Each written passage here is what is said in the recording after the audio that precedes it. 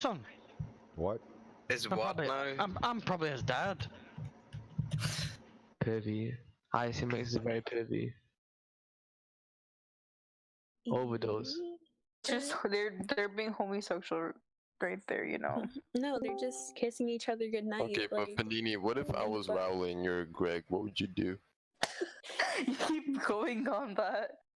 Yeah, Hey, but what would you do? Lewis, can I ask you a question? Yeah. What if I popped a fat loogie on the top of your head? I'd I think fucking eat it. I think I'd pass out. Alright, I'm gonna leave. I think I would, This guy. I would faint, to be Yeah, that was honest. a little too much. Oh lord.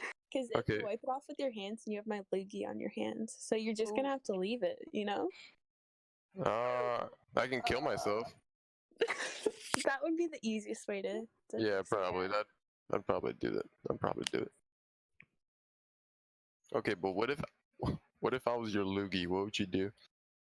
Your if you were loogie. just like my loogie Your in my mouth. Oh lord. I'd keep you in there and then build you up and then spit you at When you in the fill me up, Dude, that's so Buttercup fucking hot. baby, just let me and then I'd down. spit it up vegetable. That's fucking Ooh, look hot. at you, Lewis. Dude, I'm in. Ooh, Lewis. Are you tapping me because I'm in a wheelchair?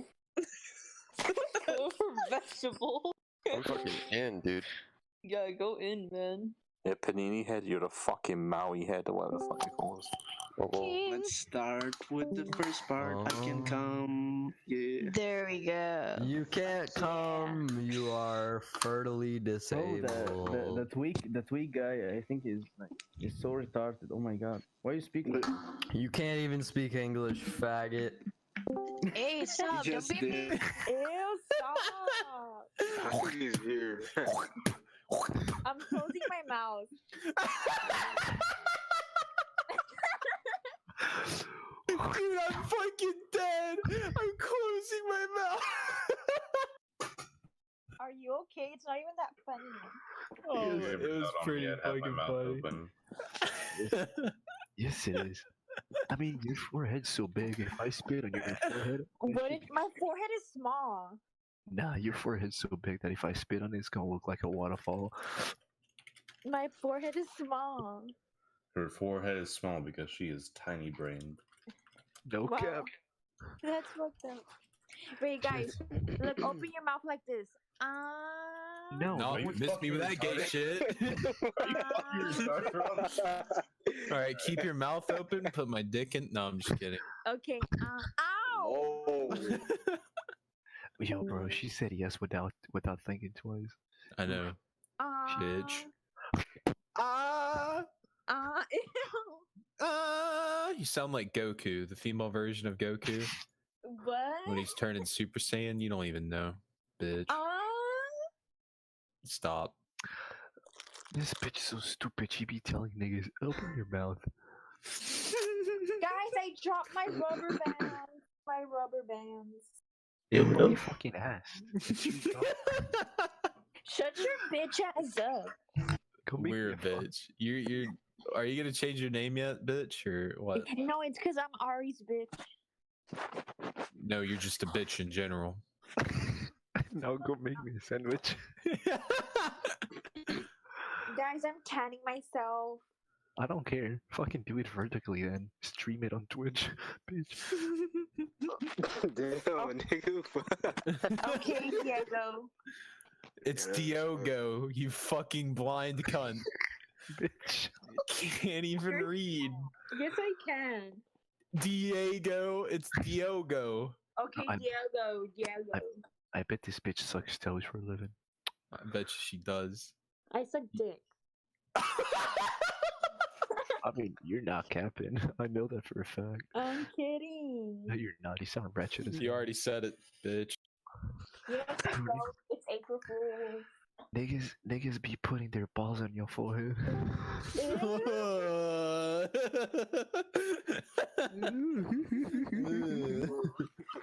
Guys, guess what? What? Hello, girl. Ew. You laugh for everything. It's not even that funny. This thing is Yo, so say that again. Say that again. All right, stop fucking breathing into your mic, Batman. Say it again. Shut up. Shut up. You, fuck. no speak English. It's Drogon. Wait, guys, open your mouth. Nobody's gonna fall for that. You speak Portuguese? You should shut your fucking mouth, you dumb whore.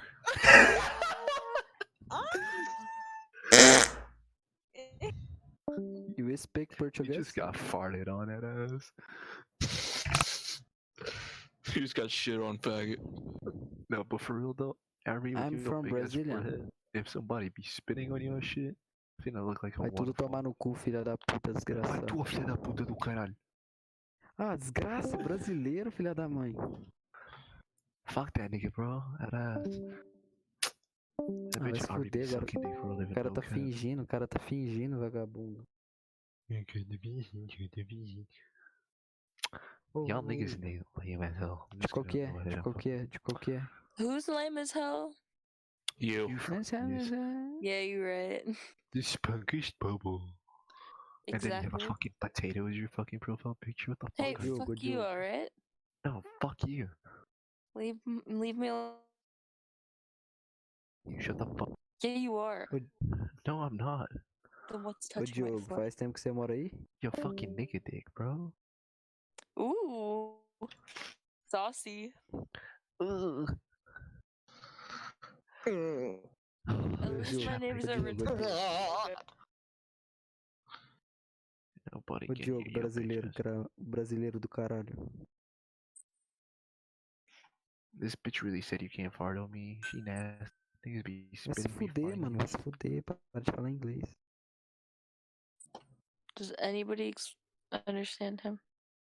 Filha da If you spoke up, I could puta. understand what you're saying. I said, does anyone understand him? No. This is America, nigga. Speak English. Niggas. Oh, Yeah, you no fucking speak Brazilian ass English. nigga. Look at the Speak fuck out of here. Brazilian. Speak Portuguese. Shut the fuck up, nigga. You Speak fucking stupid. Portuguese. Speak American. You gotta speak American up in this bitch. You Oh fucking my redneck. fucking- Cletus quick. Go Oh, grab your fuck fucking my shit, shotgun. bro. What? If you don't shut. What do you mean, Clyde? It's Well, the NCS is here because you're passing on the American chains. James passing on the American chains. Tudo vagabundo, vocês é tudo vagabundo, filha da mãe. Was your name the cow from the back? Cala a boca, vocês não sabem quem Or is está that a falando. different person? Was my name what? Cala a boca. Was Cala a it boca. the cow? from the No. back of the wagon? Cara, No, And the it's cow's different. name was Otis. Yeah, I know, but they don't use the actual names. They just put Shut that. up, shut up. Well, Pig never had a name. It was just Pig. Well, yeah. Which I don't know why everyone else had a fucking name, but the pig was just named Pig. Pig. Yeah, but there's somebody on here who has their name as the cow from the back of the barnyard. Oh yeah, I've had encounter. Oh, is it because he stole your name, basically? Well, yeah, I am 001. I am the first person ever. Oh, True. holy shit. I actually invented Discord. It's alright. I had my name as Moister Than an Oyster, and then there was like some chick. That's a good rhyme. Thank you, I tried. She stole it, and she tried to pretend to be me, and it was kind of pissing me off. It was in a different server. I was like, what the fuck, man? Like, do you not have a life? Right? I don't know. And then I didn't know that somebody's name on here was Elon Moist, because me and my friend had a Oh, yep. I had my fair share of him too. Yep. Yep. Because there's and I didn't know that when I joined this. I didn't know that my name was Elon Moist. Development project has been added. Moister than a what the fuck? Just bubble. Immigrant coming up with clean.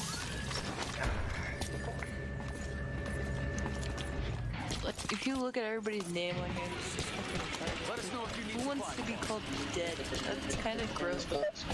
Mine used to be I like penis, and then people would say it aloud. Like penis. Fuck. I remember my junior year, and we were playing this game. Tell them like something that you like.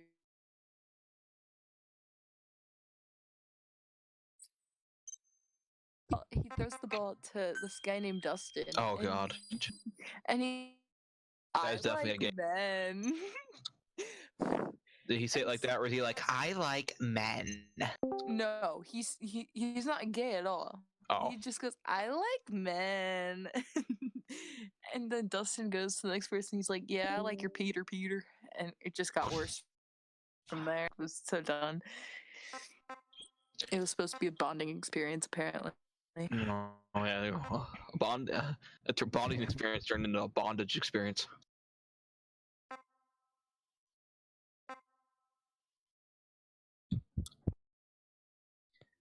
Everybody posts the same servers, and right. They're awesome. I'm also in this other one called Heaven, but there's only one voice chat. That must be the most cancerous fucking thing in the world. How many people are... Everyone. Invite me to it. Voice chat.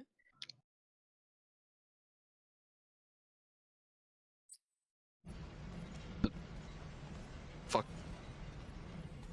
I don't know if there's a lot of people in it right now. There was at least 25 people in it. Yep. Not that many. Apply to talk, or is it just like a fucking free? No, it's a free for all. There's multiple chats, but everybody goes to clap.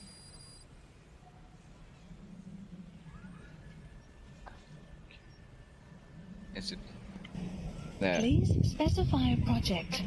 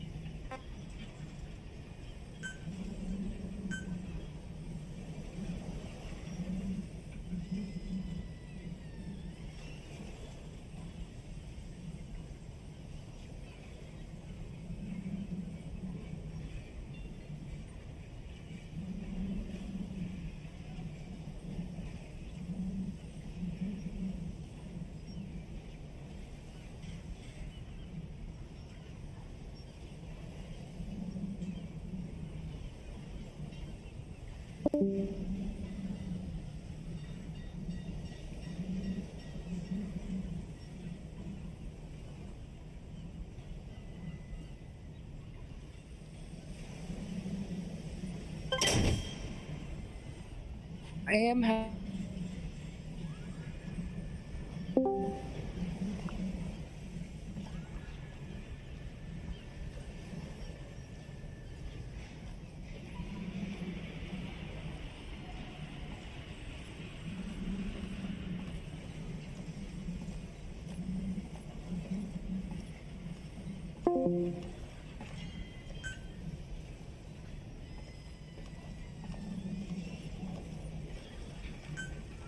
Please select a drop point. Supplies requested. Supply drop complete.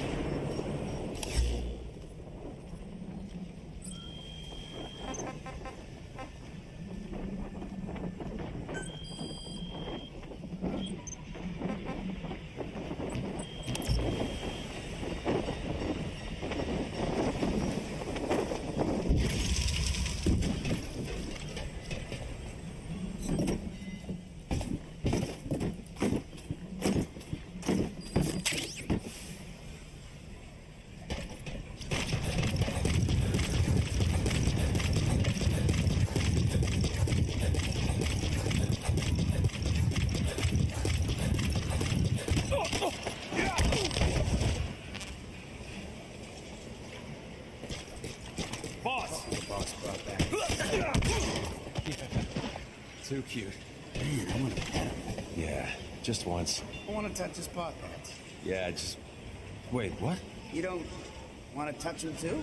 No, that, never really occurred to me. You don't know the awesomeness of a puppy's paw pads? I guess not.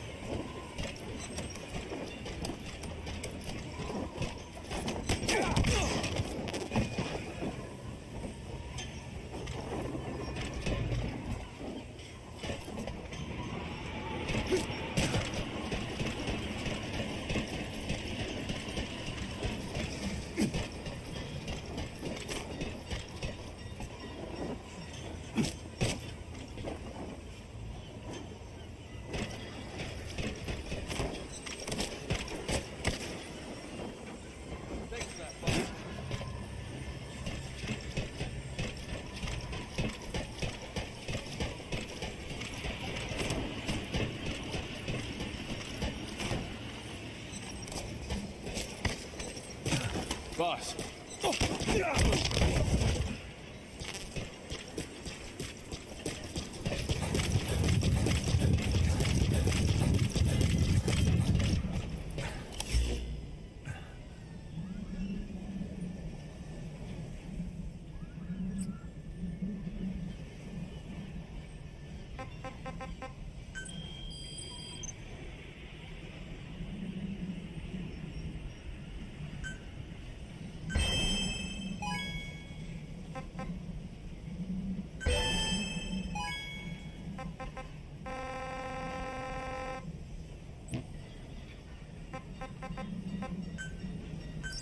Please select landing zone. Roger.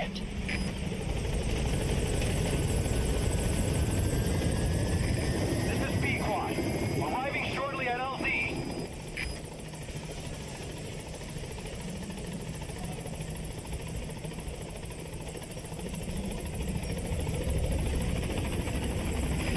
This is Pequod.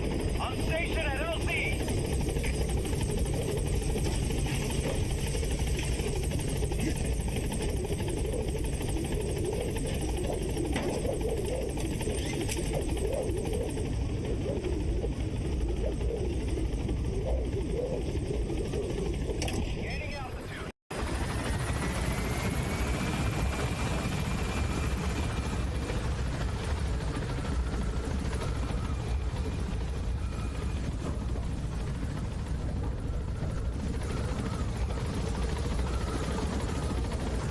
The tent was a tight space for all four of them to be sleeping in together.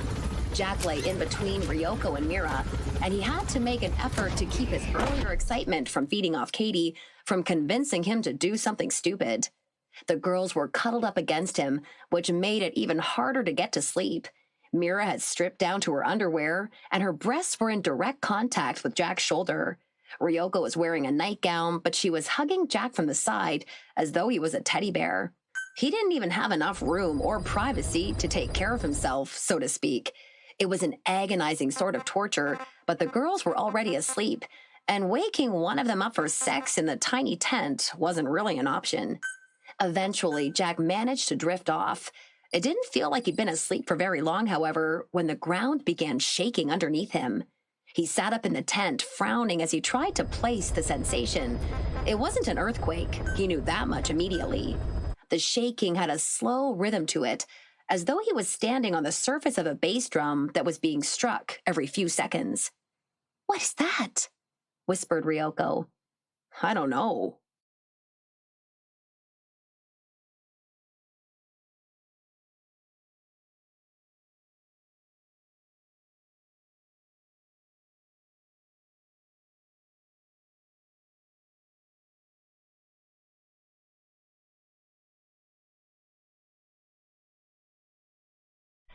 "I'll send her along when she gets here," Chapter 3. The lounge was more or less as Jack remembered it, with a few small alterations. The furniture had been replaced, with black leather couches instead of the soft white ones he remembered, which his parents had always chastised him about staining. The fireplace was currently unlit, and the large flat-screen TV next to it was turned off. Jack could still hear Katie's faint footsteps in the other room. He sighed and collapsed into one of the couches, pulling out his phone to burn time until the lawyer showed up. He listened to Katie opening the door and sharing a quiet conversation with someone a few minutes later. A woman with graying hair and thick spectacles entered the lounge, smiling as she spotted Jack, who stood to greet her. "You must be Jack," said the woman. "Hello, I'm Louise West." "Nice to meet you." Jack smiled and shook her hand. He gestured to the couches, offering her a seat. "You look so much like Peter did when he was younger," said Louise. "I've heard so much about you from him." "Oh." Jack frowned a little, wondering what his grandfather could have possibly told her, given how little they'd communicated. "You have?" "I can't imagine what you're going through right now," said Louise.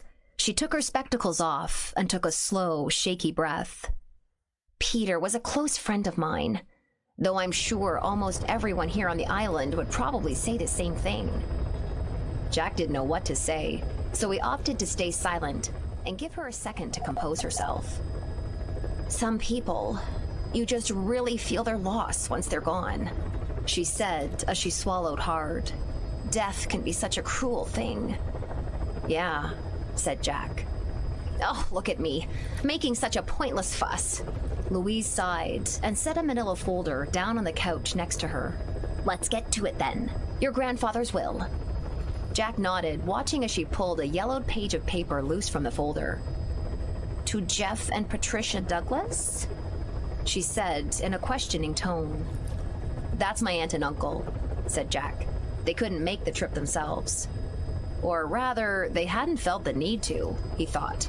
Jack's aunt was technically his father's cousin, and he wasn't sure if she'd met his grandfather more than once or twice over the course of her life. "Well, your grandfather left them a sizable sum of money," said Louise. "Close to $100,000. They'll have to get in touch with me to claim it, however, as they aren't listed as the primary beneficiary." Jack raised an eyebrow at that. Louise smiled at him. "To my grandson, Jack Masterson, who I love and miss every day," continued Louise, "I leave half of the mansion, along with the rest of my remaining assets." Jack stared at her, dumbfounded to the point of speechlessness. Had he just heard that correctly? "I've been over his financials," said Louise. "The mansion itself is worth somewhere in the range of 5 to 6 million. The assets are a mixture of stocks, bonds, and liquid funds, and they total a little over 13.4 million. He was a wealthy man in both spirit and money." 13 million? Jack ran his hands through his hair. His aunt and uncle had led him to believe that his grandfather was broke and basically on the cusp of bankruptcy. He'd been expecting to spend a few days on the island settling outstanding debts and cleaning up the financial aftermath of a man who'd been living far beyond his means. And now, he was a millionaire. 13.4 million, and half the mansion, said Louise, emphasizing the second part. "Right," said Jack. "Wait, half the mansion? Who gets the other half?" "He left it to both you and Catherine White," said Louise. "The two of you will be co-owners, unless one of you buys the other out. It's a curious choice, I have to say. I warned Peter against it when he first drafted his will, as it seemed like it would only complicate this process." Jack nodded, feeling confused, and strangely, a little excited by the situation. What had been his grandfather's hope in doing that? He could have just left Katie some of his money if he'd wanted to. Was this what she'd been upset about before? "The information for your grandfather's bank and brokerage accounts is on the second sheet," said Louise. "Ms. White implied that the two of you would be in touch to talk about selling the mansion shortly. There's already a contract drawn up for you to transfer ownership in the event of a sale." Jack nodded, feeling too overwhelmed to say goodbye to the woman properly. He'd been a broke, aimless post-grad at the start of the day. What was he now? And what was he supposed to do now? He heard Louise leaving through the front entrance and slowly made his way back into the foyer. Katie stood next to the door with her arms folded across her chest. She didn't look at him as he approached, even though Jack knew she could hear his footsteps. "Ryoko made dinner for you and put it in the small fridge in the kitchen before she left," said Katie. "All right," said Jack. "The contract Louise gave you is pretty straightforward," said Katie. "Just fill in your bank info, sign it, and the money will be wired to you once the sale is complete." Her tone was straightforward and firm, and it made Jack feel so sad and confused. Where was the peppy girl full of warmth and openness he remembered from his childhood? Where was Katie, and who was he talking to instead? "Can we slow things down a little bit?" asked Jack. "I haven't had any time to think about this." "There isn't much to think about," said Katie. "Neither of us need this mansion." "I don't mean just the sale," he said. "Jesus, it's been 12 years, Katie. Catherine. I was hoping that we could catch up." Katie finally looked at him, and again, it was with those intense eyes. "It's like you said, Jack. It's been 12 years. Where would we even start?" "Anywhere you want," he said. "I've missed you, Katie, so much." He held her gaze. There was something intimate about even just making eye contact with her, even through the coldness of her demeanor. "All right then," said Katie. "Let's start with a question. Why?" "Why what? Why should we even bother catching up?" asked Katie. "Or better yet, why didn't I ever hear from you?" Jack shook his head, frowning a little. "I don't know," he said. "I was messed up after the car accident. I was just a kid, and suddenly having my parents die and being with my aunt and uncle, I barely even spoke for months." Katie smiled, but it wasn't a pleasant expression. "You really don't remember, do you?" she said. "Jack, you weren't the only one affected by the accident, and I gave you time, months, years. You never wrote. You never called." "You didn't call me either," said Jack. "I didn't have your number," snapped Katie. "But you had mine. How could you not? It was the mansion's phone number, same as it ever was." "We sent letters," said Katie. "Your grandfather would write one of his own and let me put one of mine in the same envelope. Cards for your birthday and Christmas. And it was like throwing them into the fireplace for all we heard back." Jack could only stare at her, stunned by the revelation. "I never got them," said Jack. "My aunt, she never told me about any letters. She mentioned the cards my grandfather would send, but I was always away at boarding school. I never saw any of them." Katie closed her eyes, looking as though the knowledge of him never having read her letters hurt as much, if not more, than thinking she'd been ignored. She shook her head, her expression growing distant and cold again. "It's been too long, Jack," she said slowly. "And I mean that when I say it.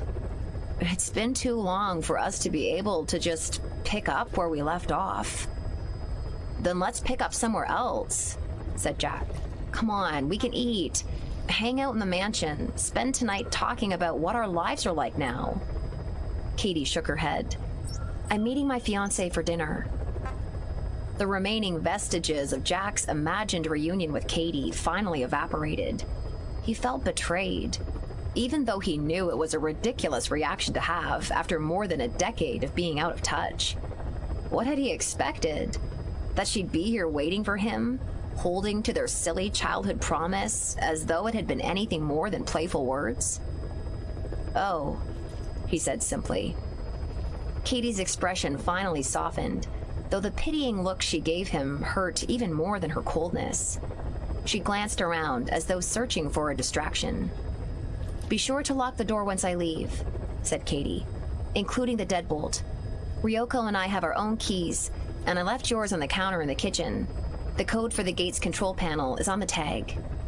Jack nodded, not trusting himself to talk past the painful lump in his throat. The island is far more dangerous than it seems, said Katie. Trust me when I say that, Jack. Even if things were different, we wouldn't want to be staying here. It's time for both of us to move on. She waited, but Jack couldn't think of anything else to say to her. He watched as she left through the front door. Then, as instructed, he locked it and secured the deadbolt. Chapter 4. It felt strange for Jack to be alone in the mansion.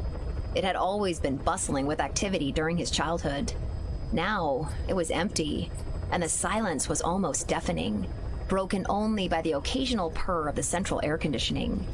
His grandfather, or more likely Katie, had probably let most of the staff go in anticipation of the mansion being sold. It made Jack's heart hurt a little to come back to his childhood home with the knowledge that it might be the last time he'd ever see it. Jack gave himself a tour, walking through the rooms on the ground floor and comparing the mansion to his memories. He was surprised by how easy it was to spot the changes, given how much trouble he'd had remembering the mansion before his return. The activity room, in particular, had been completely overhauled. Jack remembered it as more of a playroom for children, with toys, picture books, and a thick carpet. The room was now a home gym, complete with weights, a heavy bag that looked like it had seen a good amount of use, and a treadmill. He went upstairs next, taking his time moving from room to room. All of the guest rooms were clean, with made beds and spotless carpets, except for one. His old room was, as far as he could tell, exactly as he had left it.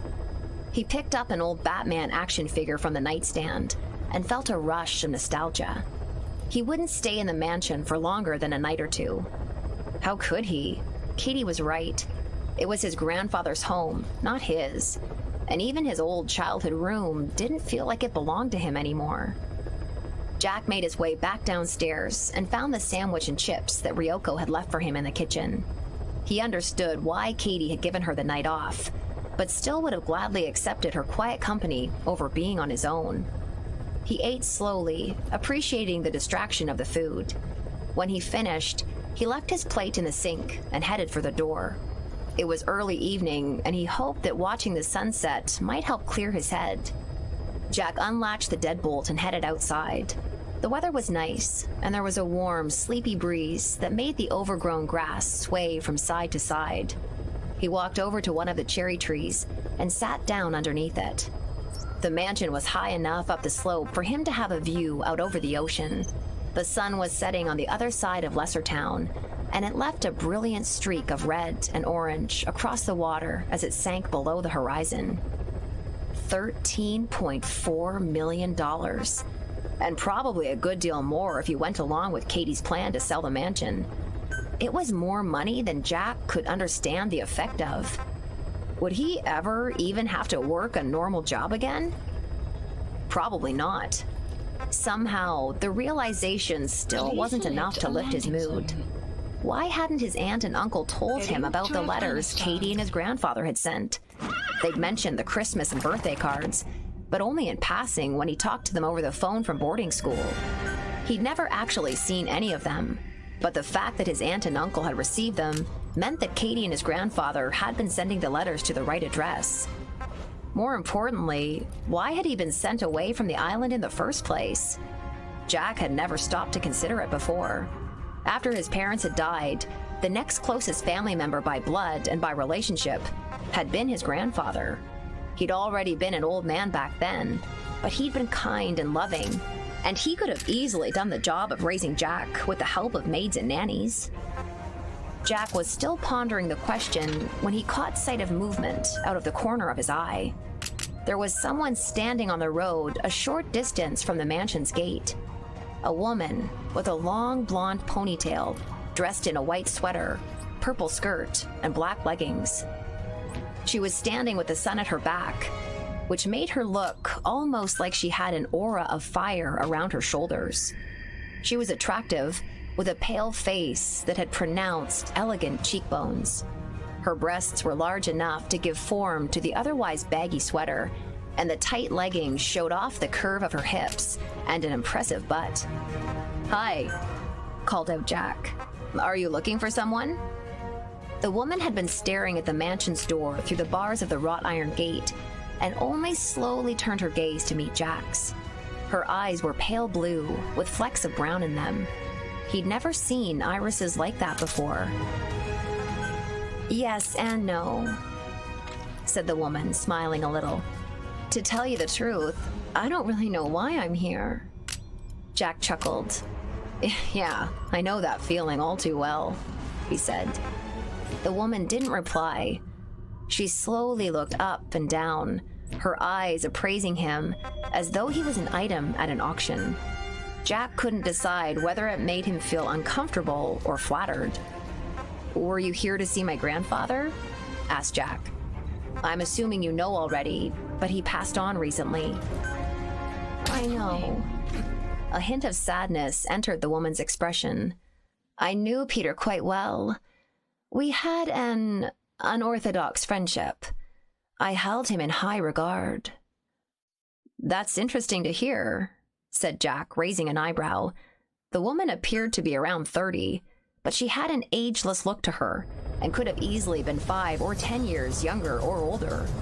It seemed a little strange to think about his elderly grandfather befriending a gorgeous young blonde.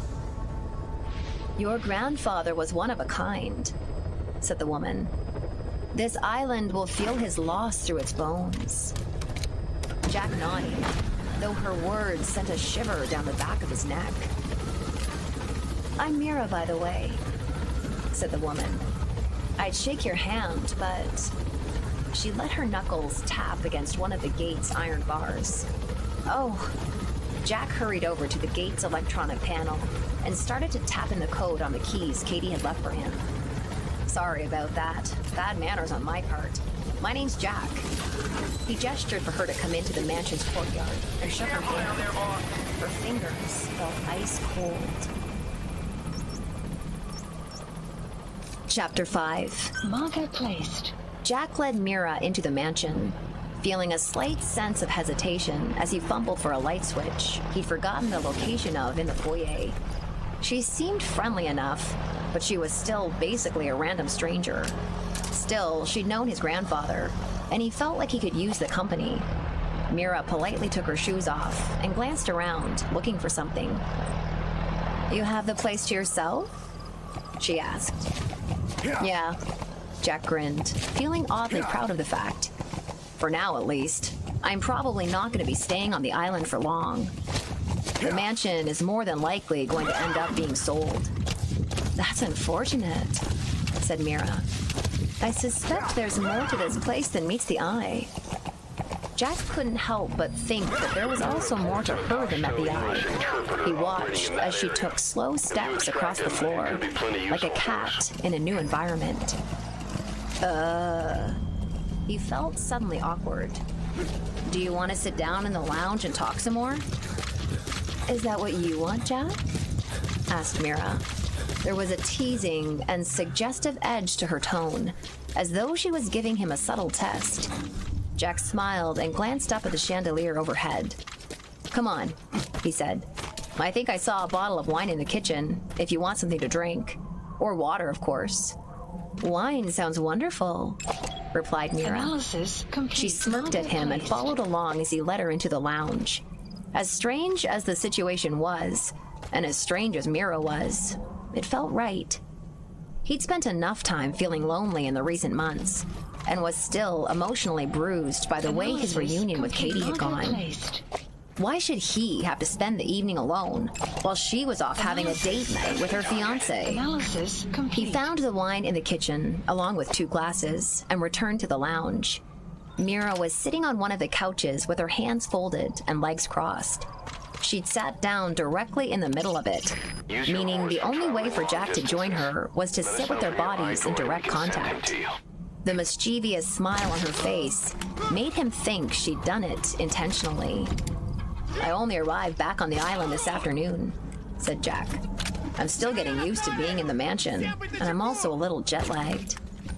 You don't have to make excuses for yourself, said Mira. It's quite all right. She took a slow sip of her wine and stared at him.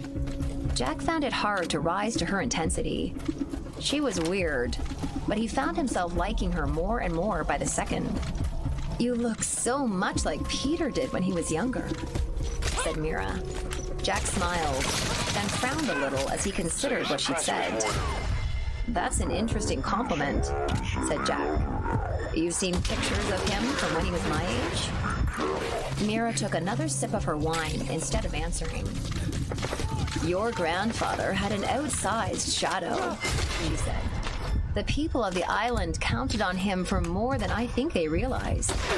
I know you mentioned selling the mansion earlier, but I suspect that the mayor will attempt to court you into remaining here. Jack slowly shook his head. It felt like she was talking past him, like they were having two separate conversations that just happened to be aimed in each other's direction. Are you from the island? Asked Jack. You sound like you're familiar with the community here. Familiar? Echoed Mira. Yes. Perhaps that's really why I needed to come back here. To see what would happen in the coming months. Are you expecting something to happen? Asked Jack. She gave him that mischievous look again, and he felt the tension in the room go up several notches. I am no good at talking about myself, as I'm sure you've noticed, said Mira. Tell me about yourself, Jack. What are the things that drive you in life? It was a general question, but it also managed to feel more personal than anything Jack had been asked in a very long time. To be honest, I'm not really sure yet, he said. I know how cliche it must seem for me to be drifting and aimless at my age, but that's where I'm at right now. I'm still in the process of figuring myself out. Would you like some help? Asked Mira. Jack chuckled, but she kept looking at him, staring with such intensity that he felt naked under her gaze. She ran a finger along the edge of her wine glass and then set it down on the coffee table. Jack took a sip of his own and then placed it next to hers, trying to find meaning in her cryptic words. You're kind of mysterious, said Jack. Has anyone ever told you that before? It's in my nature, she said, leaning in a little closer to him. Does it make you uncomfortable? Jack smiled and shook his head. Mira's eyes were still locked onto his, and her gaze had a strange pull to it. The brown flecks he'd noticed earlier looked almost like they'd grown in size, and they didn't seem to be brown at all anymore, but closer to the color of rust. She brought her face in closer to his slowly, tentatively, watching his reaction. Jack felt his heart pounding in his chest and was suddenly aware of how red and perfect her lips were. He brought his hand up to her cheek. It felt cold, but he didn't care. He needed to kiss her more than he'd ever needed anything before in his life. He pressed his lips against hers and felt Mira enthusiastically kissing back. He put an arm around her, embracing her as the moment began to heat up. The logical part of him knew that the situation was moving way too fast, but it was overruled by a desperate, forbidden urgency. She was beautiful, and he wanted what she was offering. Jack shifted forward, leaning her back onto the couch. Mira giggled as he continued kissing her neck. He slid one of his hands under her sweater and felt the silky fabric of her bra underneath. Her breasts, as he quickly discovered, were a good deal larger than they appeared through her clothes. Such a beautiful outcome, whispered Mira, and I thought the story was ending. She ran her hands through Jack's hair. He was too turned on to stop and process what she was saying. He'd taken his shirt off and was fumbling to kick his jeans loose from where one leg had stubbornly bunched around his ankle. You don't have to rush, Jack, whispered Mira. This is just the beginning. She pulled her leggings down, but left the rest of her clothing on. Jack slid a hand up her thigh, quickly discovering that she wasn't wearing any panties. He gave her a deep kiss and guided her legs open, trying to keep his anticipation balanced against his horniness. Mira was already moving underneath him, swaying her hips upward in a teasing, hinting motion. Jack cupped her cheek, and then let his fingers move to play with her long, golden ponytail. He kissed her on the lips again, twice in quick succession. Then he locked eyes with her, making sure she was still comfortable. Mira was biting her lower lip slightly and gave a slow nod as he pushed forward, letting his shaft slide into her. The hot, crushing pleasure of that first moment was almost unreal, and Mira immediately received him with sensual, active movements. Her legs wrapped tightly around his waist, and she pressed her fingernails into his shoulders hard enough to urge him on without causing pain. She made a noise somewhere in between a moan and a whimper, planting a wet kiss on his bare shoulder. He could hear every breath she took, and the way each grew more pleasured in tiny increments as Jack thrust into her harder and faster. He pulled her sweater up to expose her breasts, groping one through her bra and letting the other bounce and jiggle in response to the pace of their movements. Mira kissed him and ran her finger up the side of his chin. Jack gave her breast a hard squeeze, feeling like the luckiest man in the entire world. Mira moaned as he tweaked her nipple.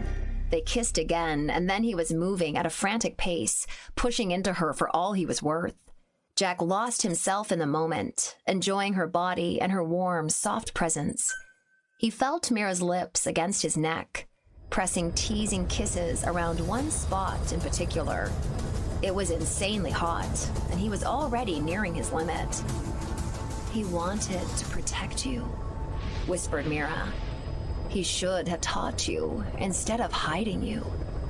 Jack could only barely hear her through the groaning of the shifting couch, but her words sent a chill through him. He tried to slow down and found that he couldn't. He was too turned on, too locked into the moment, and there was an element to the compulsion that went beyond his own sexual need. "One final parting gift," said Mira. "I told you I'd have my revenge, Peter." Pain and pleasure hit Jack like a slap in the face. Mira had dug her teeth into the spot she'd been kissing on his neck. Pain and pleasure. Pleasure and pain. Jack's body shivered from the intensity of it. He was still on top of her, but she now had him at her mercy. Whatever it was that he was experiencing went above and beyond what his psyche could withstand. Mira's teeth were still gouged into his neck, and he could feel her lips against his skin, hot and wet. It was magnitudes more intimate than the sex had been. One of her hands continued to run through his hair, caressing him and calming him as she drank his blood. Jack loved her. What a strange thing for him to realize, he thought. He loved her more deeply than he'd known he could love anything or anyone. His body was submerged in sensation, in orgasmic bliss, warm and safe and full of promise. The feeling was so strong that he knew instantly that he must be dreaming, and that he'd be waking up any minute now. Mira stopped biting him. Jack groaned, suddenly feeling the cold of the room and wanting the warmth back. She caressed his cheek and gave him a quick kiss on the lips. She tasted sweet and tangy. "Go to sleep, Jack," she whispered. "We'll see each other again soon." Chapter 6. Jack opened his eyes. He was lying on the couch, shivering and naked. His neck was throbbing, and the back of his throat felt scratchy and dry. He groaned and sat up, fighting a spell of dizziness. He coughed. Something felt off about his mouth, almost like he'd chipped his 2 upper canine teeth. No, that wasn't right. It was more like the feeling after getting fillings put in, like his teeth didn't quite fit the same as they had before. It was still dark outside, meaning he couldn't have been asleep for more than a couple of hours. Had he been asleep? He remembered Mira, the mysterious woman he'd invited inside. His hand went to his neck, and he saw red on his fingers when he brought them back into view. "What the fuck?" he muttered. Jack? Hello? Katie's voice came from down the hall in the foyer. Jack hurried to pull his clothes back on, feeling his face heat up at the thought of having to explain to her why he was bleeding and naked after the bizarre turn his evening had taken. Why was the door left open? Katie trailed off as she entered the lounge and caught sight of him. Her eyes went wide, and she clamped a hand over her mouth and started shaking her head. I did something stupid, muttered Jack. There was this woman outside, and she seemed nice, so well, fuck, shouted Katie. Fuck, I am a fucking idiot. Jack furrowed his brow. No, it's not your fault, he said. Are there any bandages in the bathroom? He stood up from the couch and took a step toward her. I'll get you one, Katie said quickly. You just wait right here. I'll be right back. Okay, said Jack. Can you get me something to drink too? I feel so thirsty all of a sudden. Katie backed away without turning around. Jack could smell her perfume, a sweet, almost intoxicating scent. He started walking after her, his legs moving on their own. He needed to be closer to her. He needed something. He started to feel dizzy again once he'd made it out into the foyer, and he had to lean against the railing of the stairs for support. Katie appeared from the downstairs bathroom, slowly moving toward him with a bandage in one hand. The person who bit you, said Katie. Who was it? It was a woman, said Jack. She said her name was Mira. Wait, how did you know someone bit me? Katie nodded, as though he'd confirmed an unvoiced suspicion. Jack, she said, there's blood on your hand, too. Let me see it. She stepped in a little closer to him. Her smell was almost too much for Jack to handle, and he could somehow feel the warmth radiating off her body.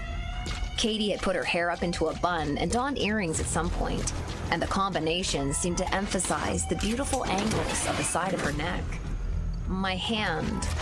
Jack glanced at his fingers and then held his hand out toward her. I don't think it's cut. Be quiet, said Katie. Stay still while I take a look. She stepped into Jack's reach and moved almost faster than his eyes could follow, seizing his wrist and clipping a bracelet onto it. No, not a bracelet. A handcuff. Katie closed the other loop around the railing of the stairs and then hopped back a few feet, narrowing her eyes. Fuck, she muttered. I'm so fucking stupid. How did I not see this coming? Jack pulled against the handcuff. What the hell, Katie? He said, glaring at her. Can you at least give me the bandage? My neck still feels like it's bleeding. She wasn't listening to him. Katie had her arms crossed over her breasts, and her expression was set into a thoughtful frown. Quit complaining. After another few silent seconds. Jack, look, you need to know the situation that you're in. Jack rattled his handcuffs. An explanation would be nice, he said. Katie let her eyes meet his. For the first time since arriving back on Lesteran Island, Jack saw a glimmer of the girl he'd once known in her expression. She was worried and a little scared, but the emotions were tamped down by her determination and resolve. The woman who bit you was a vampire, she said, speaking slowly and enunciating clearly. They exist. They're real. And now you're one of them. Jack stared at her for a couple of seconds and then let out a single chuckle. You have a strange sense of humor, he said. So what? Was she a friend of yours? Did you two think it would be funny to try to scare me or something? She gave you what's called the embrace, said Katie. It's the kind of bite that spreads the vampiric curse. I'm not sure what her motive was, but this is what's happened. Jack frowned and shook his head. He watched Katie closely, expecting her to smile or do something to give away her prank. She looked visibly disturbed, and she ran a hand across her forehead as she let out a stressed-out sigh. I don't have time to waste convincing you, she said. There's a lot you haven't been told, Jack. Your grandfather was a power player in the realm of the supernatural, and he made a lot of enemies. That's ridiculous, said Jack. Come on, enough of the joke. This woman wasn't a vampire. She was a friend of my grandfather. Believe what you want, said Katie. Peter was Mira's arch nemesis. This isn't the first time she's attacked the mansion, but it is the first time she's gotten the better of us. Katie swore again under her breath and then shook her head. You can't be serious, said Jack. You think she embraced me, or whatever, to turn me into a vampire, and that's why you handcuffed me? Katie, do you really expect me to buy this shit? Katie seemed to come to a decision. She hurried past Jack, heading downstairs into the mansion's basement. He got a whiff of her scent as she went by and shivered at the thrill it sent through him. Katie? He shouted. Where are you going? Hey! He pulled against the handcuffs again, trying to slip his hand loose. They were tight against his wrist, though, and all he managed to do was chafe his skin and leave parallel red lines where the metal dug in. His skin looked paler than he remembered, and he felt a prickle on the hairs at the back of his neck. No way, he muttered. This can't be possible. Katie reappeared in the foyer after a few minutes, and it almost felt like a remix of when Jack had first returned to the mansion. She'd taken off her earrings but left her hair up, and she'd changed into a new outfit. Katie was now wearing a skin-tight black leather catsuit with a metal zipper running between her breasts and up to her neckline. It clung to her body like a glove and proved to Jack that her figure wasn't quite as devoid of curves as he'd originally thought. She might still be around, said Katie. If I can find her and kill her, then all of this will be no more than a bad dream come tomorrow morning. Katie, come on, he said. This is ridiculous.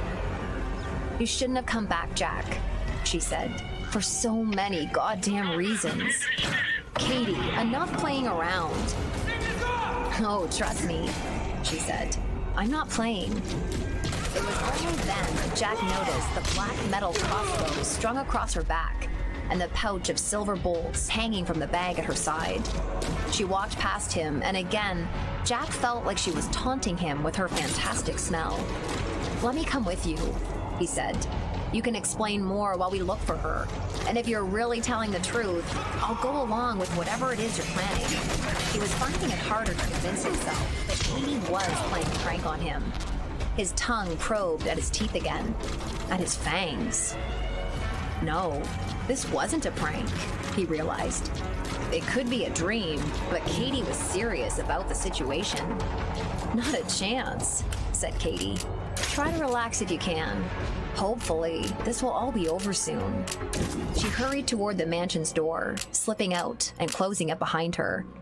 Jack heard the locks being engaged from outside, and then the mansion was silent again. Chapter 7. Jack had no intention of staying behind. He started pulling at his wrists again as soon as the door had shut. There was no way he was going to get his wrist loose, but the other circle of the handcuffs was tightened around the stairway railing. If he could somehow pull it free... The railing was made of thick, polished wood. He'd have as much luck trying to punch through a car door with his fist. Jack grimaced, feeling suddenly claustrophobic at the idea of being trapped where he was. He gave the handcuffs a hard pull. The wood groaned slightly, but nothing else happened. He dropped into a crouch and took a deep breath. The dizziness he felt earlier was still there, on the edge of his awareness. But another sensation took priority over it. He really wanted to go outside, into the night, and find Katie. He slammed his body forward, tossing all his strength and then some into a desperate attempt to break the railing. And to his surprise, it did break. Jack tumbled forward as his momentum threw him off balance. He fell into a roll that was more graceful than any similar fall he'd taken before, and rose to his feet. He looked back at the railing, only then fully appreciating what he'd done. The wood was nearly as thick as a baseball bat, and he'd snapped it like a dead tree branch. Katie was telling the truth, and all of the evidence pointed to that same truth. She turned me into a vampire, he muttered. That bitch. Even as he spoke the words, he felt the emotions that Mira had stirred within him returning. The sex had been incredible, and even the sensation of her teeth piercing into his skin had been sensual and intimate. Katie had implied that if she could find Mira, she could somehow return to normal. Jack wanted to find her too, but as much just to see her again as to find a solution to whatever transformation he'd just gone through. He hurried out the mansion's front entrance and into the night. It was late, after midnight, but the darkness seemed to welcome him. A crow let out a loud caw from overhead, and Jack glanced up in time to see the silhouette of a surprisingly large bird taking flight from the mansion's roof. He could see the headlights of a car in the distance heading away from the mansion, and knew that it had to be Katie in pursuit of Mira. The moon was out, and the sky was studded with stars, but Jack's night vision felt improved to the point where he suspected that he would have been able to see outlines even in pitch darkness. He broke into a sprint, his muscles working faster and more efficiently than he'd ever experienced before. He ran straight down the slope, gaining ground on Katie's car as it meandered down the winding path. It almost looked as though Katie was heading back into Lessertown, but she took a turn on the outskirts, heading somewhere else. By the time she finally came to a stop, Jack was only a few hundred feet behind her. They were outside of a dilapidated warehouse next to an old lumber mill. Katie climbed out of the car, turning on a flashlight and scanning the nearby area. Jack stepped forward just as the beam moved across him, holding his hands up in an attempt to put her at ease. "I told you to stay put," she hissed. "And I told you to take the handcuffs off me," replied Jack. "We'll have to replace the railing now before we start showing the mansion to any interested buyers." "Fuck you," said Katie. "Fuck you," said Jack. "Besides, if Mira really is a vampire, you can't expect me to let you face her alone." "That's exactly what I expect," snapped Katie. "I have no idea how you'll react around your broodmother. It's best if you just stay the fuck away." "My broodmother?" Jack raised an eyebrow at that. "She's the vampire that gave you the embrace," said Katie. "She used a sacrifice of her own blood essence to do it. She's your broodmother by definition." Jack shook his head, unsure of how he felt about that. He focused on the warehouse ahead. There weren't any lights showing through the windows. It looked abandoned and on the verge of collapsing of its own volition. "How do you know this is the right place?" he asked. "I don't." Katie loaded a silver bolt into her crossbow, grimacing as she pulled it back into position. "But this is where Peter and I fought the last vampire who arrived in town. They tend to be a little predictable about where they set up shop." "My grandfather let you go with him to fight a vampire?" "Of course he did," said Katie. "I was his apprentice." She said it so confidently, even though the words felt like a slap in the face to him. He'd been sent away from the island, shipped off to relatives that barely knew him and could only pretend to care, while Katie stayed behind, learning and being entrusted with Jack's grandfather's deepest secrets. It made no sense to him in the slightest. Had it been to keep him safe? To protect him the best way his grandfather knew how in the wake of his parents' deaths? If so, it had only worked for so long. And finding out just how much he'd missed out on only added insult to injury. "Come on," said Katie. "We don't have time to waste. If she's in there, try to distract her so I can get a clean shot off. Killing your broodmother is the only chance we have at returning you to normal." "I'll see what I can do," said Jack. "Just don't shoot me by mistake." He'd meant it as a joke, but Katie's silence left him wondering. She started forward, holding the crossbow with just one arm, while keeping the flashlight propped in the direction she was aiming with the other. The warehouse's front door was missing a handle, and it swung open easily to allow them entry. The building had the damp, moldy scent common to locations prone to flooding. Katie swept her flashlight back and forth across the space, illuminating broken chairs, tables, and a shocking amount of discarded beer bottles. There was someone inside, but it wasn't Mira. A man stood near the center of the floor, facing away from them. He wore a ragged wool coat and only had a few tufts of hair left on his balding head. Katie seemed to relax a little as she settled her flashlight on him. "Bert?" She called out. "What are you doing here?" "Bert?" asked Jack. "He's one of the island's homeless population," said Katie. "Harmless enough, though he can get a little cranky when he's been drinking." Bert didn't reply or react in any meaningful way. Katie lowered her crossbow and walked over to him, setting one of her hands on his shoulder to turn him around. Jack saw the man flinch at the contact and instantly knew that something was wrong. Bert made a wet, gagging noise and swung his arm at Katie as he spun to face her. He caught her in the ribs and sent her flying through the air. She landed on one of the old tables, bisecting the rotting wood into two rough halves. "Katie!" Jack started forward in her direction, but Bert rushed at him in a flash of movement. He was still gurgling and reached out to seize Jack by the neck. Jack managed to get his hands up in time to turn it into more of a shoulder hold, but Bert was far stronger than he was, even as a vampire. He was close enough now to see the man's face, if Bert could still be called that. Bert's eyes were jet black and grotesquely swollen in their sockets. His jaw looked like it had been dislocated without ever being clicked back into place, extending downward far enough to triple the size of his bite. And that's exactly what Bert tried to do. Jack struggled to hold the monster back as he pushed forward, attempting to clamp his jaw down on any warm flesh in range. Jack slammed his knee upward into Bert's ribs. It felt like picking a fight with a concrete wall, and his knee throbbed with pain at the impact. The flashlight suddenly illuminated them again, and a second later, Bert tensed up and released his grip. Katie had taken her shot, and the tip of one of her silver crossbow bolts was protruding slightly from Bert's shoulder. He roared in pain and swung one of his arms at Jack's head. Jack got his guard up in time to block it, but the monster still managed to put enough strength into the attack to knock him off his feet. He fell into a pile of beer bottles, which blessedly didn't shatter from the force of his landing. Katie unloaded another bolt into Bert, but he barely even seemed to notice. He let out another gurgling roar and surged toward her.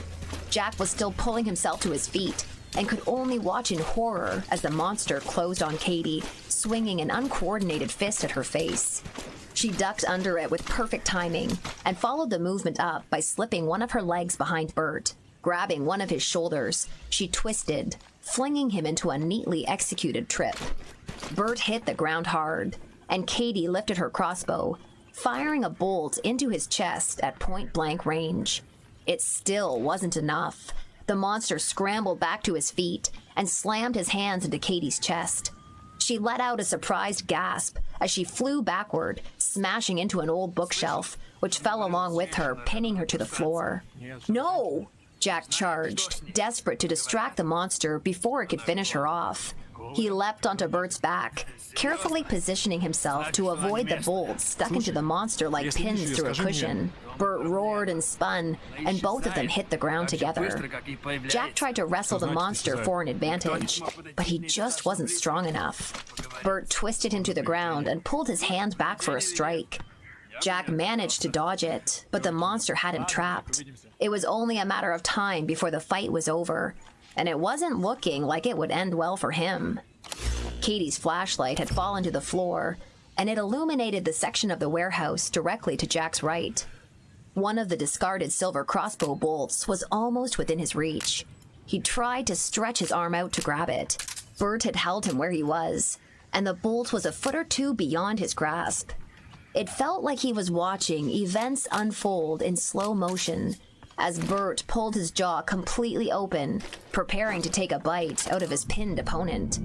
A bite out of him. Jack grimaced and frantically scratched his fingers against the floor. He stretched his arm out as far as it would go and felt an odd, tingling flutter. He could reach it. Not with his hand, but with... what was it that he could feel there? A tendril of dark crimson energy extended outward from Jack's palm. It pinched like the arm of an octopus and had a consistency somewhere in between shadow and smoke. It was the color of blood soaking into concrete and gave off a similarly cold, ominous presence. It shot toward the silver bolt, wrapped around it, and drew it back into Jack's hand just as Bert slammed his mouth downward. Jack brought the silver bolt into position, but it was Bert who did most of the work. The bolt pierced through the monster's eye, and the momentum of Bert's biting attack drove it deep into his brain. A splatter of disgusting fluid oozed out onto Jack's shirt, but Bert went completely limp, and he was able to roll himself free. He felt a sudden intoxicating rush of emotions. His heart pounded in his chest with the same exuberant cadence of a sprinter's feet. His fingers tingled, and he was acutely aware of each deep, vital breath. He'd won. He was still alive, and it felt better than good. Chapter 8. Katie was still struggling under the bookshelf. Jack hurried over to her and lifted it up with one hand, still feeling an afterglow of the rush the fight had given him. Katie shook her arms and legs out as she stood up, making sure nothing was broken. "You okay?" asked Jack. "I'll manage," she said. She winced and rolled out one of her shoulders as she walked over to Bert, flipping him onto his back with her foot. "He wasn't a bad man. I'm gonna make that stupid bitch pay for doing this to him." "If you don't mind explaining, what exactly did she do to him?" asked Jack. Katie pulled one of the crossbow bolts out of Bert's shoulder and wiped the blood off it on a rag from her pouch. "She turned him into a ghoul," she said. "Vampires can use their own blood to make other vampires if they use it on someone alive, like your broodmother did to you. Or they can use it on a corpse to make a ghoul, which is what happened to poor Bert." "Bringing a corpse back to life?" asked Jack. "Sort of like a zombie?" "Sort of," said Katie. "Ghouls work differently. Zombies are weaker, and they originated from a singular magical curse. Ghouls don't spread their curse through biting others." Jack nodded, though discovering that zombies were also real and something that he might need to be concerned about made the hair on the back of his neck stand up straight. One of Katie's bolts had fallen near his foot. He started to lean over to pick it up, and then had a thought. He tried focusing the same power he'd used before when Bert had been on top of him. It felt strange, almost like flexing a hidden muscle, or trying to wiggle his ears. He could sense a store of warm energy inside of him as it welled up and then extended outward, forming into the dark tendril and encircling the silver bolt. "Spectral hand," said Katie. "That's blood magic. I guess I wasn't seeing things." Get down. "Spectral hand?" asked Jack. He pulled the bolt back, closing his fingers around it and cutting off the strange power. "It's a basic blood magic spell," said Katie. "A way of focusing blood essence into a magical tendril. You can pick things up or move them. Other spectral spells work in a similar manner, letting you attack opponents if you focus the magic into a spike or blade, or shield yourself even." "Sounds pretty useful," said Jack. "It would be if it didn't require you to drink blood constantly to use it," said Katie. "Don't do it again. Though I am glad that you managed it once. It proves that Mira is an Aquinian vampire, like your grandfather and I suspected." Jack furrowed his brow as he passed her the crossbow bolt he picked up. "It's a basic classification," said Katie. "Most normal vampires are descended from the line of Emperor Valerian of the Roman Empire. Hence, we call them Valerian vampires. Aquinian vampires are descended from Thomas Aquinas, who was originally a Valerian vampire, who made the discovery that he could steal the potential by draining mages. All of the vampires he turned, and all of the ones they turned, and so on and so forth, have inherited a seed for the potential." "Wow," said Jack. "You managed to confuse me more with your explanation than I was already." Katie scowled at him. "The potential is the term given to the ability to direct magical essence into spells," she said.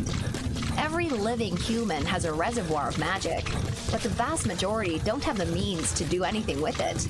A tiny fraction of people are born with the potential, and those that figure out how to use it go on to be the mages, wizards, and sorcerers of the world."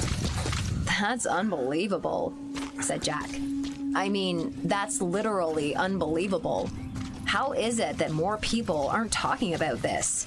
If magic is real, shouldn't it be more widespread and open? Blame society and historical precedent, said Katie. People with magical talent have been common targets of violence and persecution for thousands of years. Magic just isn't something that normally happens in the open. And when it does... And when it does? Asked Jack. Let's just say that there are people out there with an interest in maintaining the fucking status quo, said Katie, with a touch of bitterness in her voice. There are spells that can affect people's memories of events, or edit photographs and videos. Not that it's really necessary in this day and age. Jack took a breath and exhaled slowly. It was hard to believe, and a rather large part of him was still expecting to wake up at any second. He looked down at the palm of his paler than usual hand and flexed his fingers. All right, said Jack. So when Mira bit me, she somehow gave me the potential or whatever? She turned you into a fucking blood mage, said Katie. As though it wasn't enough to turn you into a regular vampire, she had to go and turn you into one of the most dangerous varieties. Katie grimaced and shook her head. She found her flashlight and scanned the warehouse one last time for missing crossbow bolts, and then gestured to the door. Leave the rest to us. Come on, she said. We should head back to the mansion. I don't think we're gonna find her tonight. We're just going to leave Bert's body here? Asked Jack. He's a ghoul, said Where are your Katie. friends? His remains will disintegrate faster than an ordinary human's. But it doesn't matter even if someone does find him. Why not? He asked. I'm on good terms with the Order of Chaldea, said Katie. I could always call in a dream weaver to edit memories if it was really necessary. I have no idea what you just said, said Jack. It doesn't warrant explaining right now, said Katie. And even if it did, I'm not sure yet whether it would even be a safe move to trust you with that information. Anyway, Bert's body and whatever happens to it from here isn't something we need to worry about. Most likely. What about the police? Asked Jack. The sheriff, you mean, said Katie. Not a problem, trust me. And why is that? Please select a Katie stared at him. My fiancé is the sheriff's deputy. I would hear about it first if they started an investigation. Oh.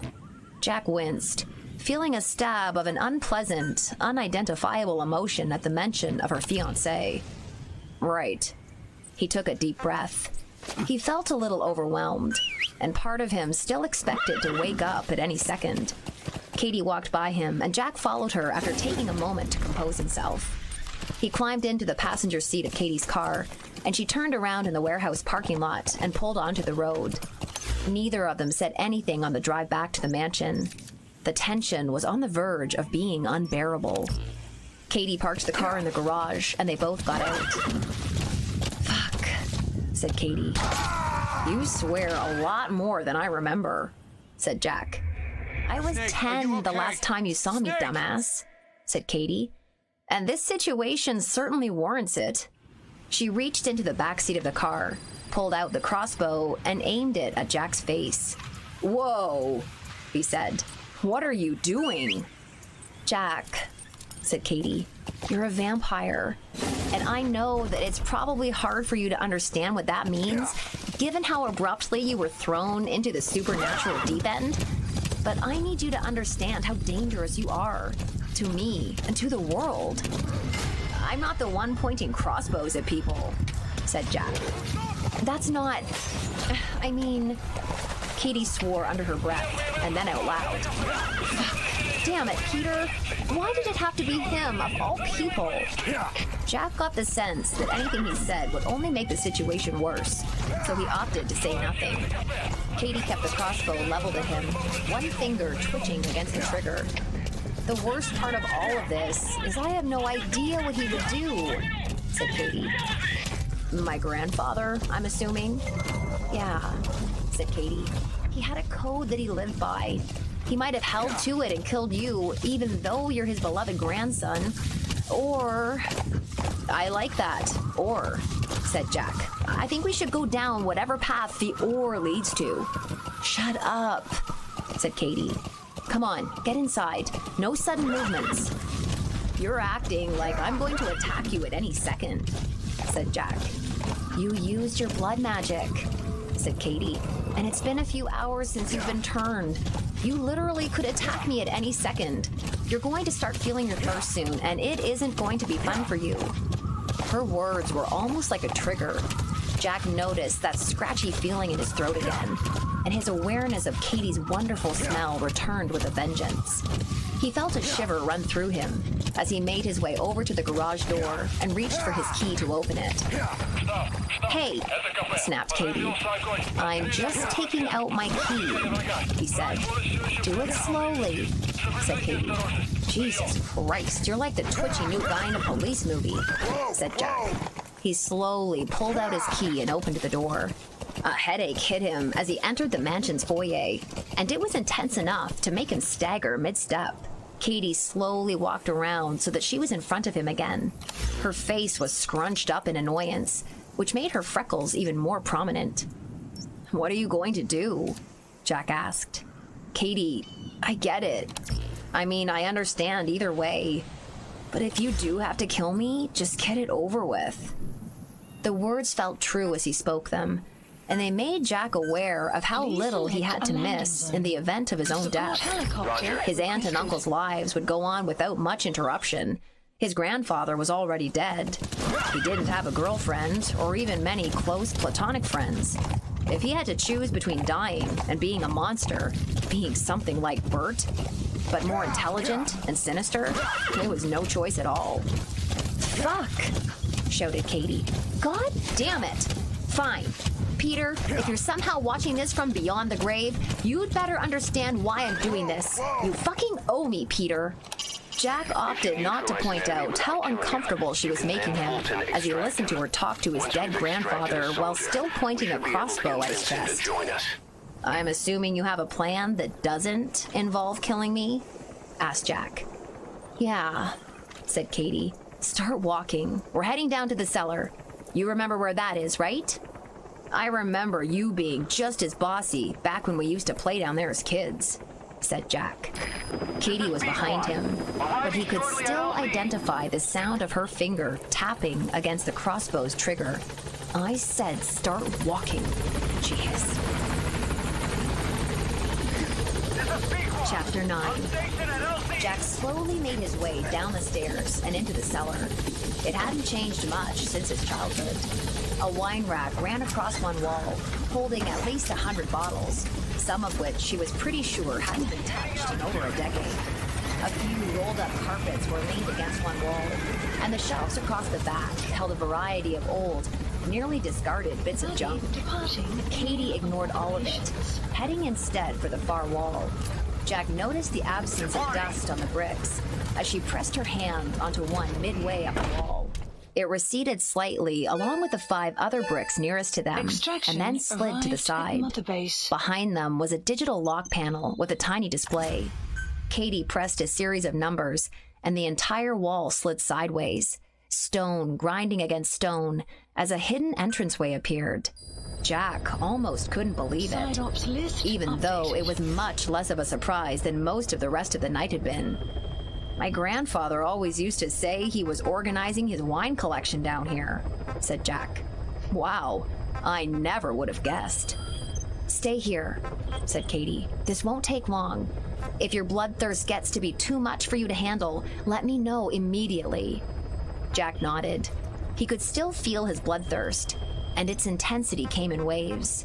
It reminded him of being at the beach without anything to drink other than the impossibly salty ocean water, except the thirst was compounded by intense headaches, muscle twitches, and the occasional bout of vertigo. He walked up to the edge of the hidden doorway Katie had disappeared through and glanced into the room on the other side. It was a magical laboratory with an alchemy set on a central table, bookshelves lining the walls, and a desk in one corner. The alchemy set had Bunsen burners, pipettes, and graduated cylinders sitting side by side with cauldrons, a mortar and pestle, and several alembics. Jack took another step forward. He looked over his shoulder and saw that the walls on either side of the doorway were adorned with weapon racks. Several long swords hung next to another crossbow, a few wands the length of his forearm, a shotgun, and several pistols. "Why did you choose the crossbow over firearms?" asked Jack. "It seems a little impractical."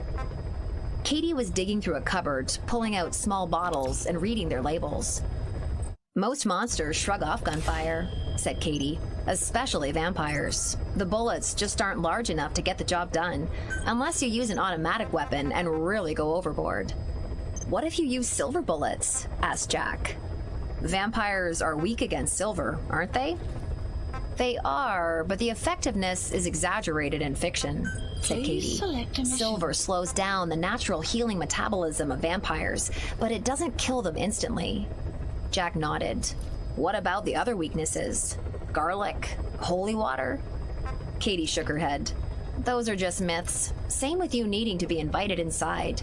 Sunlight, however, will weaken you. Less so given that you're an Aquinian vampire. But you won't be able to use your magic or vampiric strength on sunny days." "That's good to know," he said. Katie started up one of the burners and positioned a small cauldron over it. She started pouring various ingredients from the bottles into the mix and stirring with a long metal spoon. "What are you doing?" asked Jack. "Trying to buy myself another day to figure this out," said Katie. "You won't be able to hold on to your sanity if you don't feed soon, and I can't risk you enthralling innocents, or possibly even draining them." "All right," said Jack. "So what? You're making me a blood potion?" "If it were that fucking simple, vampires would just start a blood bank program instead of being an existential threat to humanity," said Katie. "No, vampires drink blood, but they do it for the blood essence contained within it, not for nutrition. Blood essence fades back into the other realms as soon as the blood leaves a person's body. You'll have to drink it directly from a neck. From my neck." "You want me to bite you?" asked Jack. "Of course I fucking don't," snapped Katie. "But we don't exactly have many options. I'm making an anti-enthrallment potion. They're not perfect, but they should let me resist most of the effects of your bite." "Okay," said Jack. What is enthrallment exactly?" "It's basically magical enslavement," said Katie. "If you bite someone enough, they'll start to respond to your commands and have an emotional reaction to your presence. It's a huge part of what makes vampires so dangerous." She took a small pinch of yellow powder from out of a tiny leather bag and tossed it into the cauldron. A plume of pink sparks shot into the air as the dust landed. Jack sniffed, recognizing the scent of nutmeg along with something sweet. He could sense the physical toll of his bloodthirst again. It was different this time. His head was throbbing from a point that originated directly behind his eyes, making his vision pulse red each time, almost like he was looking at the sun. The pull of his bloodthirst was starting to feel heady and uncontrollable, and it scared him a little. He was thirsty, but there was a certainty that came with it. Or rather, an inevitable internal tidal wave of raw need. He would have a drink eventually, and the fact that he had Katie working on a solution was the only thing that kept him from feeling like a danger to the world. "Oh, geez," he muttered. "It's starting to get to me a little. How much longer does the potion have?" "It'll be done when it's done," she said. "You're going to have to learn how to control yourself. There are some actions you can take if you start to feel the bloodthirst in a bad setting. Locking yourself in a room, handcuffing yourself to something. Speaking of which..."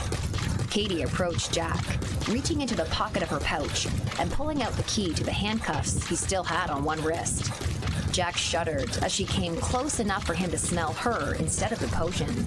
Her scent was sweet, with a slightly bitter citrus edge, like fresh squeezed lemonade, but with more subtlety. "Back up toward the wall," said Katie. "Jack, are you still in control?" "Yeah," he said. "Sorry." He did as instructed. Katie had him put his hand up against one of the heavy metal weapon racks and closed the empty loop of his handcuffs onto them. It only took a glance to see that with the weapon racks secured directly into the stone and concrete of the basement, there was basically no chance of him getting loose. "This isn't how I wanted our reunion to go," said Jack. He felt a little ashamed of himself. mostly for being naive enough to get into the situation to begin with. This is reality, said Katie. She turned the burner off and dipped a small cup into her steaming cauldron. She gave it a couple of seconds to cool off, tested it with one finger, and then downed the potion in a single gulp. She winced as she swallowed. How's the taste? Asked Jack. It kind of reminds me of Christmas dinner, except sickly sweet, said Katie, but it should do the job. She put the cup down and came a little closer to him. Jack shivered with anticipation and felt a little disgusted at how excited he was at the idea of biting her. We need to set down some ground rules, said Katie. This isn't something that Peter would have approved of at all. It's only happening this one time, Jack. With any luck, I'll be able to find your broodmother by tomorrow night. And if you don't? He hated feeling like he needed to ask the question. I don't want to think about that yet, said Katie in a quiet voice. It was a voice that let Jack know that she still hadn't discarded the possibility of putting her childhood friend turned vampire down if there was no other safe option. You're going to have to be careful, continued Katie. Vampires tend to have a strong reaction to drinking blood. It's why I handcuffed you again. But even still, you'll need to stop yourself from going too far. You can't let yourself drink too much of my blood, or, well, take advantage of me in other ways. What's that supposed to mean? Asked Jack. Do you think I'm going to hurt you or something? Not exactly. Katie frowned, and a slight flush of color came to her cheeks. Look, I'll spell this out for you because you don't seem to be getting it. There's usually an erotic element to feeding. It's why most vampires prefer to drink blood from people they're attracted to, Jack. An erotic element? Asked Jack. Are you saying that you think me biting you is going to put the two of us in the mood to... He trailed off, feeling a prickle of embarrassment that only grew more pronounced as he noticed Katie's similarly flustered reaction.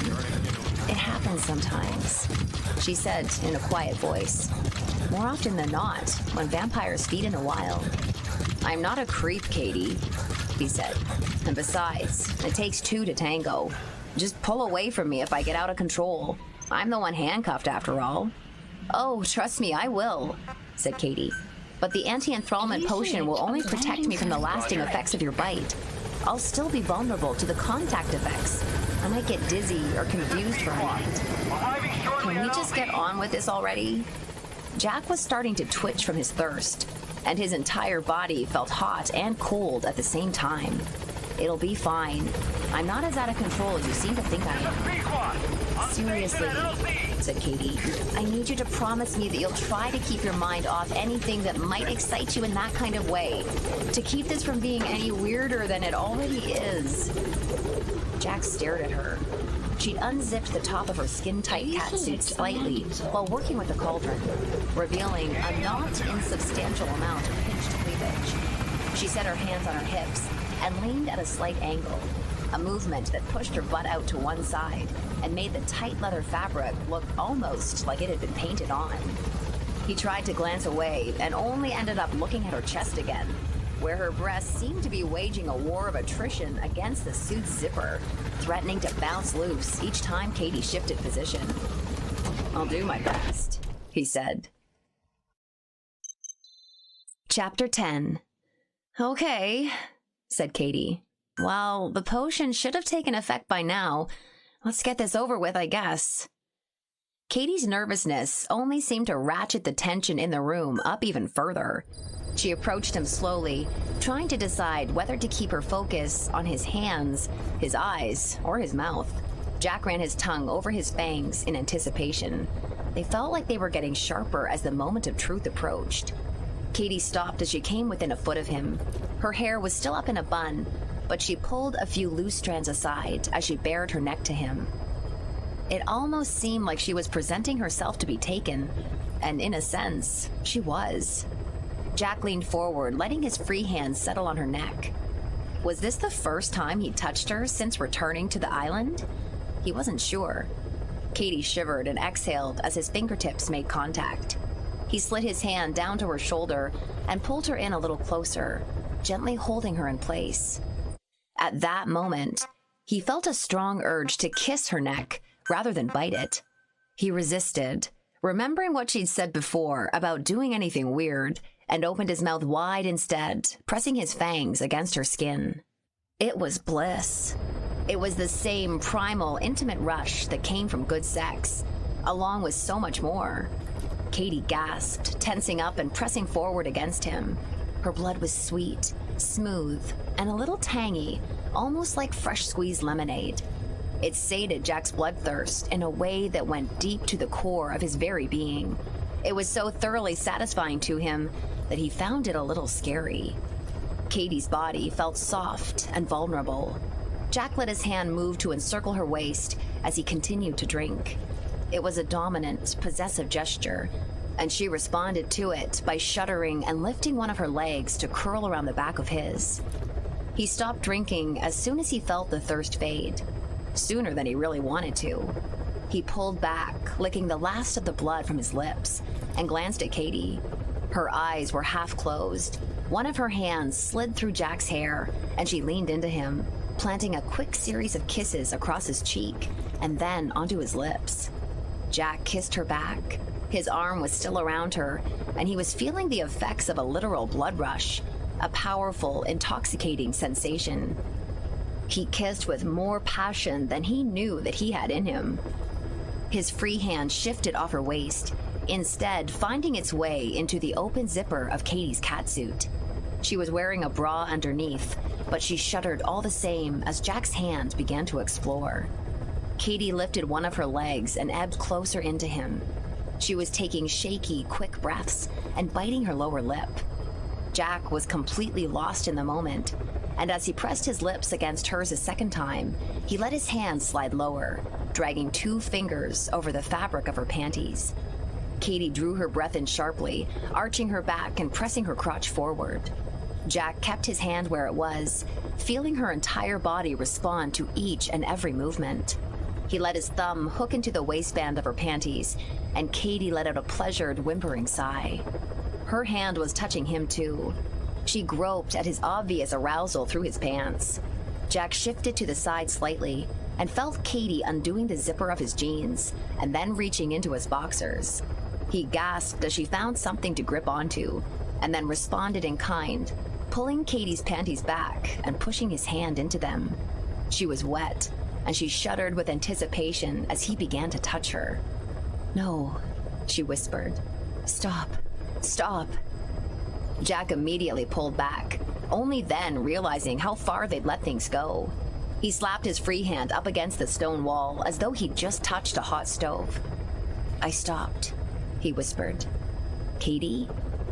Despite her protest, Katie was still pressed against him, kissing his neck and slowly undulating against his crotch. She made a whimpering noise and then pulled back all at once. Wrapping her arms over her breasts, she leaned forward slightly and shook her head, as though she was naked and trying to conceal herself. "Okay," she said, taking slow breaths. "Okay, it's done." A few tense moments passed in complete silence. Jack shifted uncomfortably against the wall. He tried to adjust his jeans a little, not wanting Katie to see how turned on the act of feeding on her had left him. "Can you take the handcuffs off me now?" he asked. Katie cleared her throat. She only then seemed to notice how far her catsuit had come unzipped. She quickly fixed it and brushed her hands across the front. "Right," she said. "The handcuffs." She unlocked them from the side, trying to put as much distance between herself and Jack as she could. It made him feel even more ashamed about what had just occurred. "Sorry," he said. "I didn't realize it was going to be so hard to stop myself." "I warned you," said Katie. "Let's not make it into a big deal. We'll just have to be more careful next time." "Next time?" asked Jack. "Isn't that a little pessimistic? There's still a chance we could find Mira and put a stop to this before it's an issue." "Right," said Katie. "That's what I meant." She rubbed her hand against the spot on her neck where Jack had bitten her and shivered. His fangs had barely left a mark, and Jack vaguely remembered licking up the last of the blood on her skin with his tongue. "Are you okay?" he asked. "I'm fine, Jack," said Katie. "The potion did its job. Let's just go upstairs and pretend like that never happened." Jack nodded, though he suspected that her second suggestion would be totally impossible.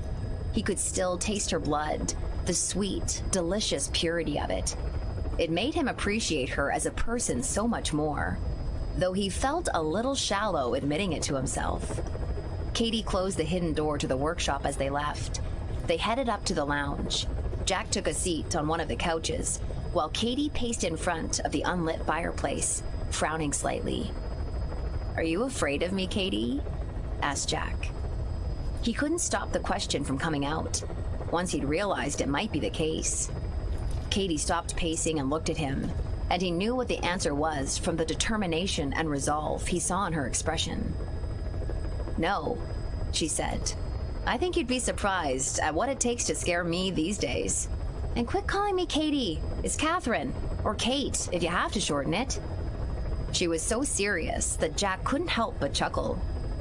"The Katie I remember used to run away screaming from monsters," he said.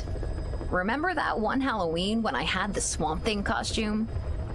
Katie rolled her eyes at him, but he could tell she was holding back a smile. "And the Jack I remember used to cry himself senseless at the sight of blood," she replied.